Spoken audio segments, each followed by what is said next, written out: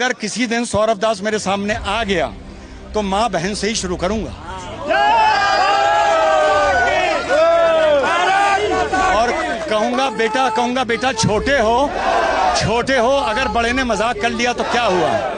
Saurabh Das is concern, I don't consider him as a Gen Z और वो representative है ही नहीं। आप समझे परफॉर्मेंस है प्रोटेस्ट के बारे में, अपने एक्सप्रेशन के बारे में झारखंड से बहुत सीख लेनी चाहिए। जेनजी का मतलब ये नहीं है कि आपको सिर्फ आपके हकों का पता हो और आपके कर्तव्यों का पता नहीं हो। सवाल पूछने का मतलब बद्दी माँ बहन की गालियाँ देना नहीं होता, जवानों को गाली देनी होता, सनातन धर्म को गाली देना नहीं होता। सर कॉकरोच जगह है लेकिन ये बारिश के बाद वापस उसी में जाएगा जहाँ से वो आया है।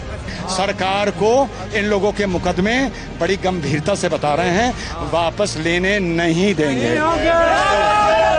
भगवान राम के ऊपर टिप्पणी करी गई है, भारत माता का पिता पूछा जा रहा था, अफजल गुरु के बारे में बोला जा रहा था, इंडियन आर्मी के बारे में बोला जा रहा था। ये झांसी का है। एक मौका मिलना चाहिए उनको, सर खालिद को एक मौका तो देना चाहिए। हाँ, तो फिर और भी आतंकियों को देना चाहिए मौका इनके हिसाब से। और एक बात और बता दूं, जिसने ये पेपर लीक कराए थे वो भी जनजी ही था। अफजल गुरु नहीं आया था या आतंकी नहीं आए थे। तो उन को गोदी मीडिया कह के बोला जाता है और मीडिया को बदनाम करा जा रहा है। तो उस जनजी पर भी अपना बयान दे दो जिसने पेपर खुद लीक करवाया था, वो भी जनजी ही था। इंडियन आर्मी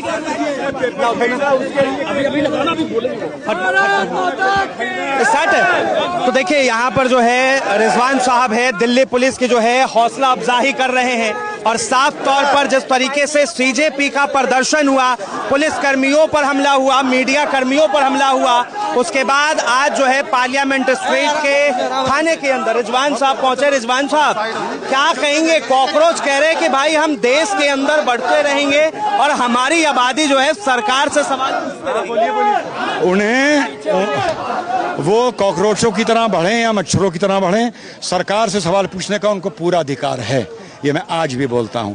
लेकिन सवाल पूछने का एक तरीका होता है, आंदोलन का भी एक तरीका होता है।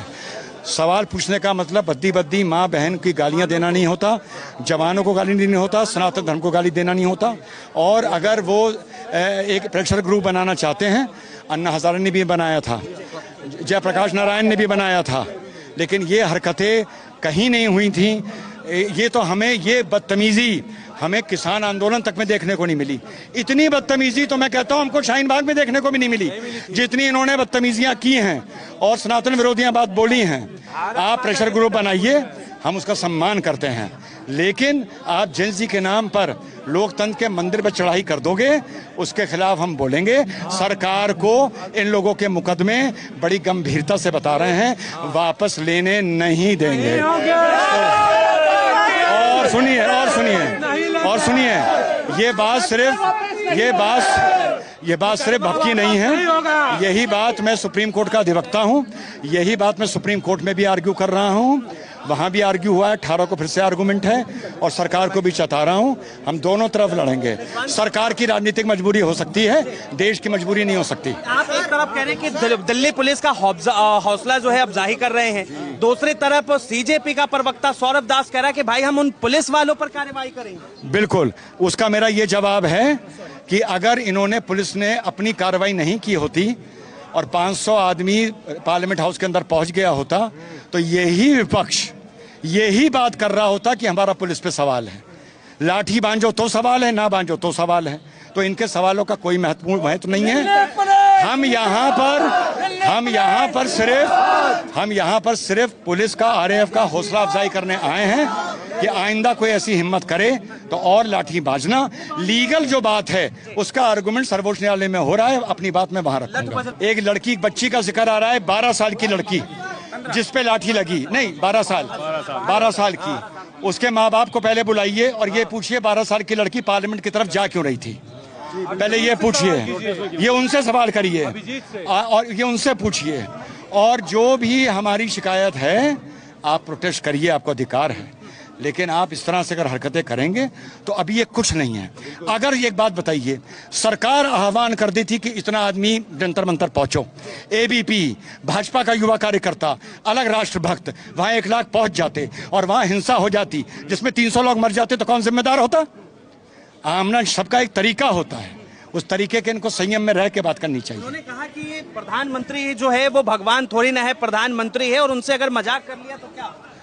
यहाँ पे महिलाएं हैं और उन्होंने जिस शब्द को मजाक बोला है, यहाँ महिलाएं हैं। पर एक बात बता दूं, इतना चलता है कि अगर किसी दिन सौरभ दास मेरे सामने आ गया तो माँ बहन से ही शुरू करूंगा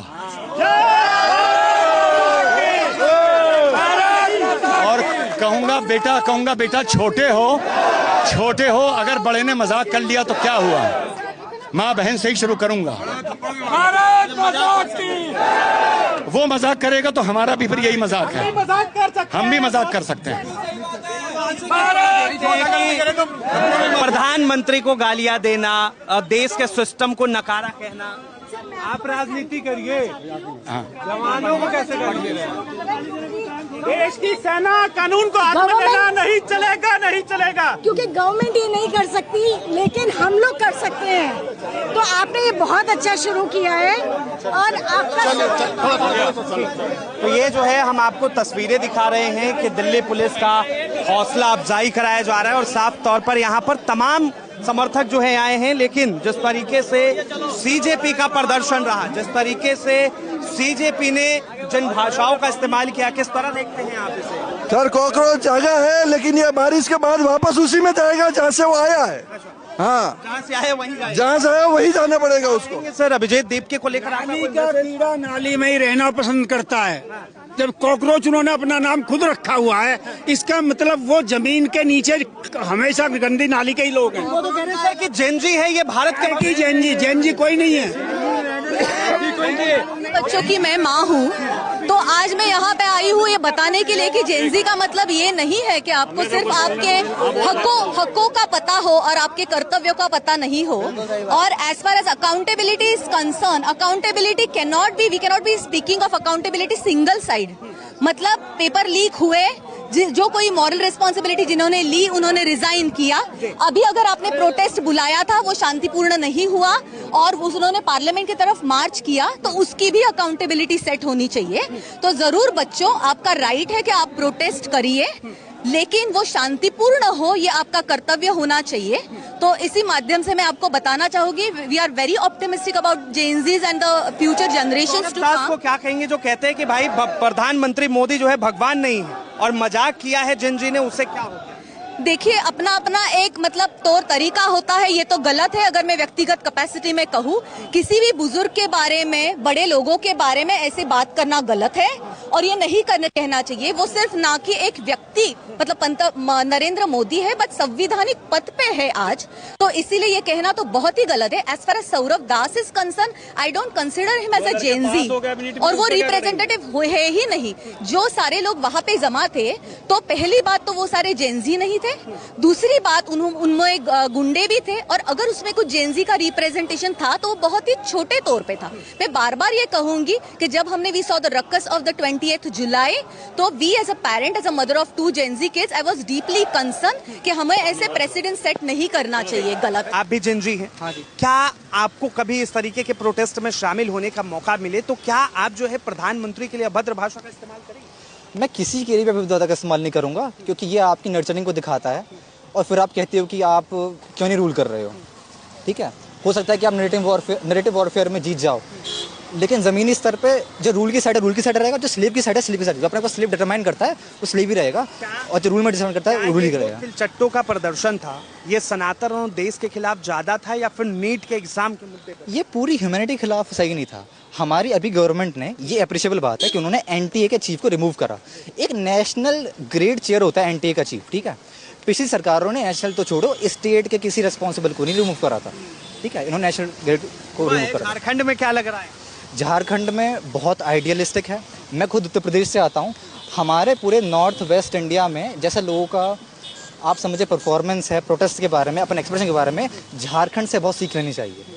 और झारखंड में मैं कहूँगा सिर्फ हमारे देश को नहीं, पूरी दुनिया को सीख लेनी चाहिए।